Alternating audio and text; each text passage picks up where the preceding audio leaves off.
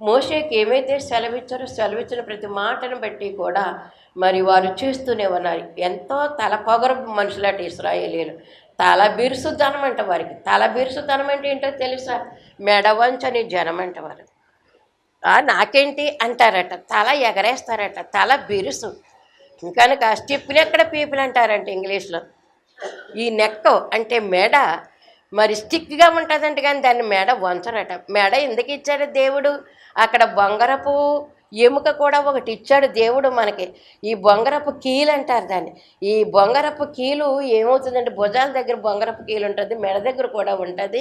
ఈ బొంగరపు కీలు మన తలని ఆడించడానికి ఇటువైపు అటువైపు ముందు వైపు కూడా చూడటానికి అవకాశం కలిగించాడు. ఒక ఎముక దేవుడు అమర్చాడు.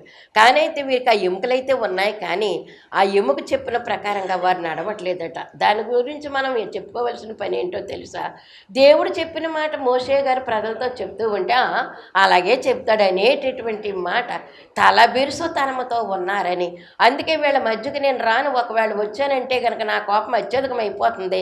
అత్యధికమైపోయిందంటే వీరిని ఎలా నాశనం చేస్తానో కూడా తెలియదు. నాకంత కోపం పుట్టిస్తున్నారు వీళ్ళని. నేను రాను రాను రాను అన్నాడట దేవుడు. ఎవరి దగ్గరికి? తన ప్రజల దగ్గరికి.